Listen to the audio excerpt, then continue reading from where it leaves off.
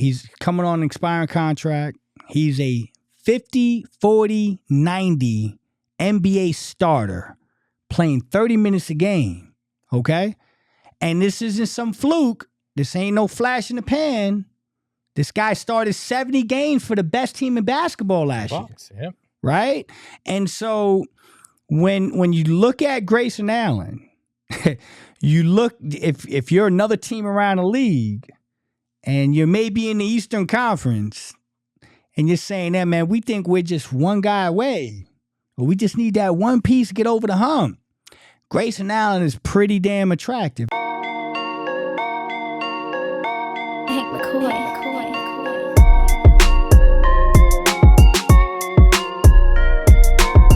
Grayson has become probably our most valuable asset aside from the big three. Yeah. Is that fair? Yeah. We'll broach that subject here in a second. Yeah. But yeah, no, well, let's just get into it. Let's chop it up. Take your gloves off, Espo. Let's go. We in the 40-40 club, baby. Look, I don't need to hold back. We're just going to get into it. Let's get into it. All right, you bring up him being one of the most valuable assets. Yeah. There are two pieces today. One by our friend Darth Voida over at Bright Side of the Sun. Yeah. Another one by friend of the program, Dwayne Rankin at AZ Central. Both talking about Grayson Allen probably being the best trade chip you have. Yeah. Right? And Dwayne Rankin kept going back to the phrase, you've got to give something to get something. Yeah. Now, I brought this up 2 weeks ago. Yeah. And took holy hell from each and every one of you, the chat, the internet, the panel. And I didn't even say they should trade him. I just said he's likely the best trade asset you're going to have. Yeah. Yeah. That is, I mean, that's undeniable, both in salary number, in terms of trying to match guys, and in terms of production that you're going to get out of guys. Yeah. I mean, there's holes to fill. We talked about it, right? They're going to be looking at it. Is it insane to even entertain the possibility with him on an expiring contract? He's on an expiring contract. He's relatively young for an NBA basketball. What's it, Grayson? 27? 27, 28-ish? Okay, so he's young. He's coming on an expiring contract.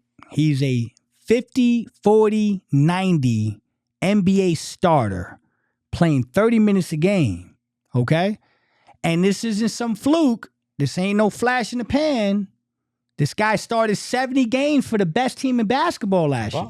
Yep. Right? And so when you look at Grayson Allen, you look, if you're another team around the league and you're maybe in the Eastern Conference and you're saying that, man, we think we're just one guy away, or we just need that one piece to get over the hump. Grayson Allen is pretty damn attractive. Now, you would ask yourself, why the hell would we want to trade Grayson Allen, right? Yeah, and so I mean, it's one simple piece of the equation. Yeah, you don't know that he's going to be back. That's right. And if you let him, if he walks, if you can't agree on an extension, guess what? All that money walks out with him, because you're not getting that in cap space. You're not getting that in anything. You lose that flexibility. And that is, there's two reasons I would consider it. And I'm not saying I would do it, but I'm not going to hang up the phone and laugh repeatedly if somebody calls me and asks, is because he has more value than he ever has before. Yes. You got to ask yourself, is this the top? Yeah. Is it a diminishing asset if you do sign him to what he's going to demand? Because is this the best you're ever going to get? Yeah. And you got to go, is there the opportunity to get me closer to a championship? Now, if my answer is no to the second one, I take my chance and I roll the dice and I try to extend him. Agreed. Right? If the answer is yes, I can use this value to get something that actually gets me closer to the ultimate goal, then I consider it. Yeah. I don't think anybody that is good at their job in the front office does not consider opportunities. That's right. You don't necessarily take it, because some of the best deals you make are the ones you don't make. Right? But I don't completely dismiss it right out of hand. Listen, I'm gonna say this. I do not think they're gonna trade Grayson Allen. I don't either. I do not think they'll trade him. But I will say that when you do a deep dive into what the Phoenix Suns have in the chamber, okay, there ain't too many bullets in the clip, man. Look, I like Nasir. I like Chemezi. You know, Utawanabe seems to be like a nice guy, but honestly, who's pounding down your door for it? You're going to have to get creative. And I'm not saying they can't, but if you want a defensive wing, which seems like, something that you're going to need, it's somebody that's a little athletic, has scoring ability, but defense, basically the Walmart Mikal Bridges. Yes. Not to trigger anybody by saying that name, but you're looking for a Walmart Mikal Bridges. How can you get the job done? Right. And if you can figure out a way to do it with your limited assets, great. Yeah. Because that puts you in a position with Grayson to be able to do things. But I'm not going to just ignore calls or opportunity to try to. The thought experiment is important too on how to make this team better. Yeah, I mean, listen, I said this to you earlier, and I'm comfortable saying this. It's not rocket science. I mean, I'm not going to say anything that people don't already probably know. But if the Suns have one more major move in them, it's combining Nurk and Grayson together, right? Well, if you're going big game hunting, if you're going big game hunting, if you're going to sit here and you're going to say, you know what, we got the big three, Book, Bill, KD is what we're doing, and we got one last crack to bring in potentially a fourth guy, maybe a little younger, maybe somebody that's under contract, maybe somebody that's younger than Book, as a little bit of a security blanket to say, you know what, when Book goes into these next 3-4 years, there's somebody to kind of grow with.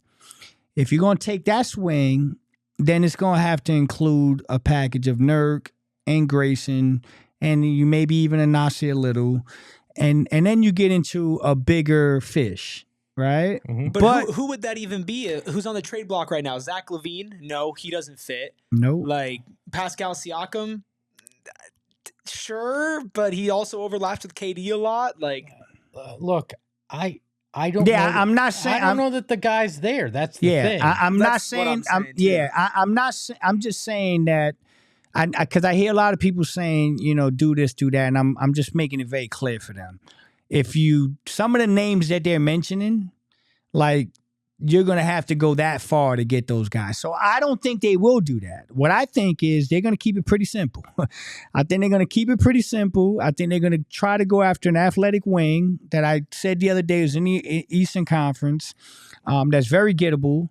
And see what happens, but I don't think they're going to kind of shake things up to the point where some people are thinking. Look, there's always that one deal that could happen around trade deadline that you go, oh, didn't see that coming.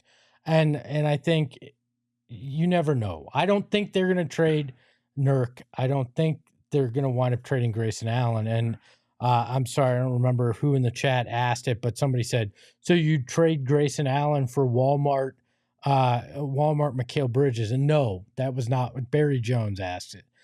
No, I'm not saying that that's necessarily what you trade a Grayson Allen for. I think you'd have to get value. But my point is, like Dwayne Rankin said in his piece, you got to give something to get something. Yeah. So you got to think about it. And I don't think that name shows up that you're looking at moving Nurk and Grayson or whatever. No. I think they go around the edges. Yeah. I think that's where they'll be.